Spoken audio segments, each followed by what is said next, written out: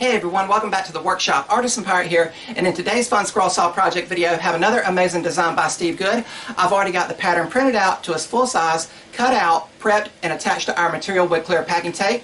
And the whole project fits right here in the palm of my hand, and all of this material actually came out of the scrap bin. So I was able to go through the scrap bin and get rid of some of that ever accumulating scrap wood that I just cannot bear to part with out here in the workshop. The design in question is going to be another little miniature diorama. You guys know how much fun I have making those and bringing those to life over here on the platform, to where it hopefully inspires you guys to go out in your garage or workshops and try one for yourselves. So really cool. The full design here is going to be a medieval and mythological flying dragon. You can see the body of the dragon there. You have his head, and he is breathing fire as he flies through the air. And this is 1/2 inch pine that I milled down and attached the pattern to.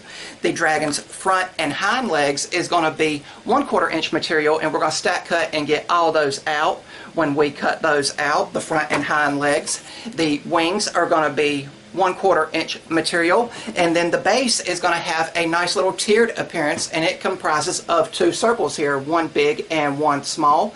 And Steve Good suggests that this also needs to be 1/2 inch material like the dragon's body, but you guys know, if you've seen my other diorama projects, that I like to bulk up the bases to where they are more sturdy and do not wobble around if they are sitting on a shelf, desk, or countertop. So this is going to be some scrap 3/4 inch material that came off an old dresser that I had broke down to get the material out of.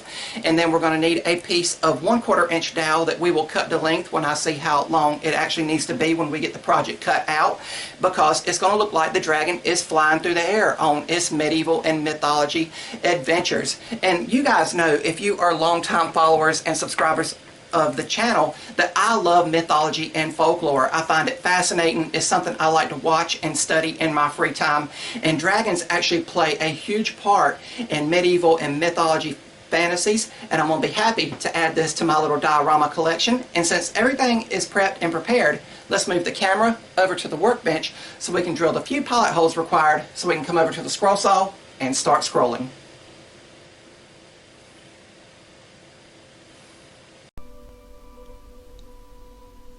And over here on the workbench, we are taking the Seiko Scroller's drill and drilling out all of the pilot holes for internal cutting. And there's not very many on this project, but enough to give the dragon some great detail. And we will have to step over to the drill press with a larger 1/4 inch drill bit to drill out for the dowel rod to go into. But after this, we can head over to the scroll saw and begin scrolling. For all of the scrolling on this project, I will be using a number 5 Ultra Reverse Tooth Blade, and it will cut through all the material exceptionally well with minimal chip out. Here we are cutting out part of the dragon's body, the internal cuts in it, and this is 1/2 inch material. But then we will do the internal cuts in the dragon's wings, and this is basic 1/4 inch material. And I also feel like on a project like this, since there's not very many internal cuts, you could skip doing them totally and go back with colorful craft paints and really paint the dragon up to give it great detail like that if you wanted to. But now we are cutting out the dragon's front and rear legs here. And this is 2 pieces of 1/4 inch material, so we're getting all 4 of the legs right here cut out. And then we will begin working on the base. And the base consists of 2 circles, one larger and one smaller, for a tiered appearance.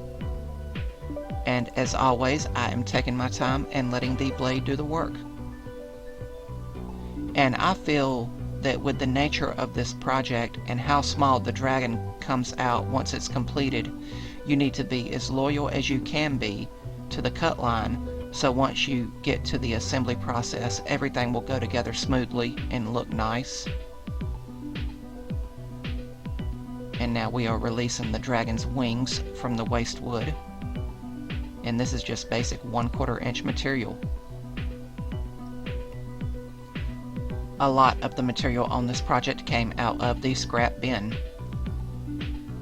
But once we get done with the wings, we can begin the final bit of scroll saw work, which will be going back to the dragon's body and releasing it from the waste wood. If you guys like what you're seeing, I would highly encourage you to subscribe to my channel and also follow me across all my social medias under the Artisan Pirate name. I'd really appreciate the support. I have always been fascinated with the myths and folklore surrounding dragons from all walks of life, you know, over here in America as well as over in Japan, and just all the myths and folklore surrounding them really fascinate me. But now we are done with all the scroll saw work, and we can remove all of the pieces from the waste wood, and we'll be careful with the dragon's body there because its horns are very fragile. But we kind of get a visual here. And before going to sanding, we will step over to the vise here, and I've put that 1/4" drill bit in my drill here, and we'll drill on the bottom of the dragon so it can accept that 1/4" dowel rod later on. And then it will be time for sanding. And I will be sanding with 180 grit clean spore woodworking shop sandpaper, and I'll sand the front and back of each piece with small circular motions. And then it will be time to begin the assembly process. And for the glue up, I will be using medium grade CA glue and activator, and we'll quickly glue the base together here. And the assembly on the dragon is fairly straightforward. I didn't need to save a finished photo to my phone. I've seen enough dragons to know how this one would go together. But after it was assembled, we set it aside to dry and cure for around 5 minutes to make sure the glue had set. And off camera, I cut the dowel rod to size and glued it into the base. And then it was time to apply some color to the project. And the base, what I will do with it is take it outside and spray paint it with Rust-Oleum spray paint. And this spray paint has the finish added in it, so I don't even have to come back and add clear coat to the base. And we will stain the dragon with a light shade of Minwax wood stain that will still allow the natural grains and textures of the material to shine through. But we will wipe off all of the excess and hang it on a hook to dry for around an hour.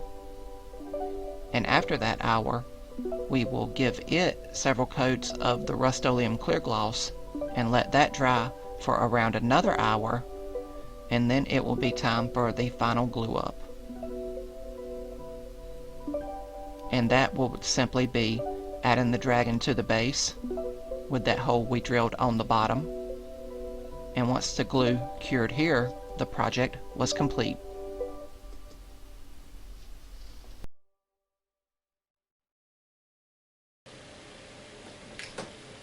And here we have the completed little miniature mythological medieval dragon flying through the air, and he finished up amazingly well with some beautiful and crisp details in it.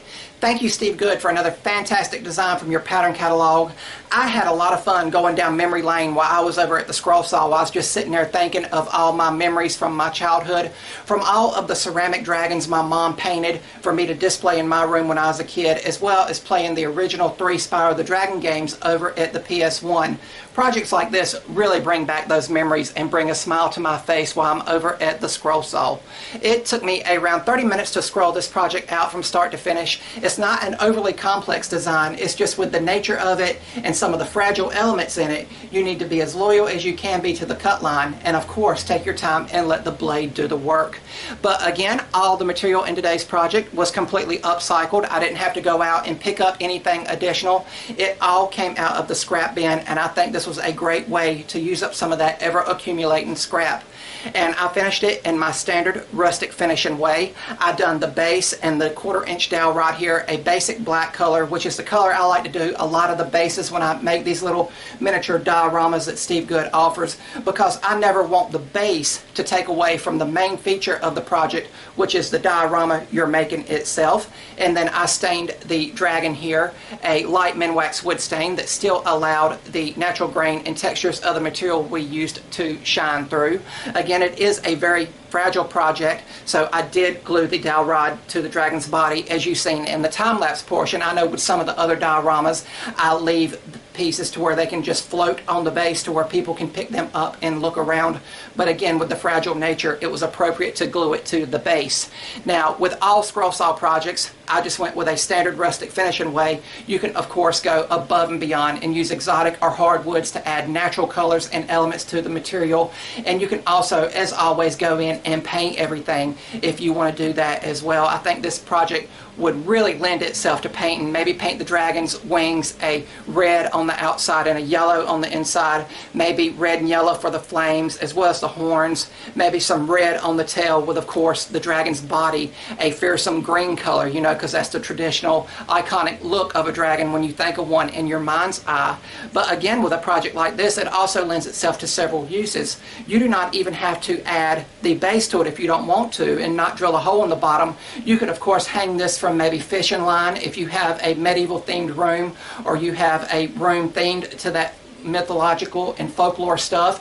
You could hang it from the ceiling like it is flying. Or if you are having a nursery and it is fairy tale themed, I know a lot of fairy tales have dragons as the forefront as some of the creatures in the tales they tell, if that makes any sense. But you could hang him from a mobile and he could slowly rotate, again simulating flight, like he is chasing down his treasure. Like pirates, dragons like treasures, my friends. And if you guys remember last year, we made this bigger, more robust dragon that can sit on a shelf, desk, or countertop. And this is also a Steve Good design. Everyone seemed to really like this design. It's also a featured project over here on the channel, but the one we made today adds to that ever-expanding diorama collection that Steve Good is offering. And I hope I brought it to life in a visual aspect where you guys can feel inspired to go out in your garage or workshops and try a project such as this. But if you don't want to do the dragon project, Steve Good has several dioramas offered on his pattern catalog. Only thing you need to do is go and look for them. But I had a lot of fun in today's video, and I hope you guys like watching me make today's video.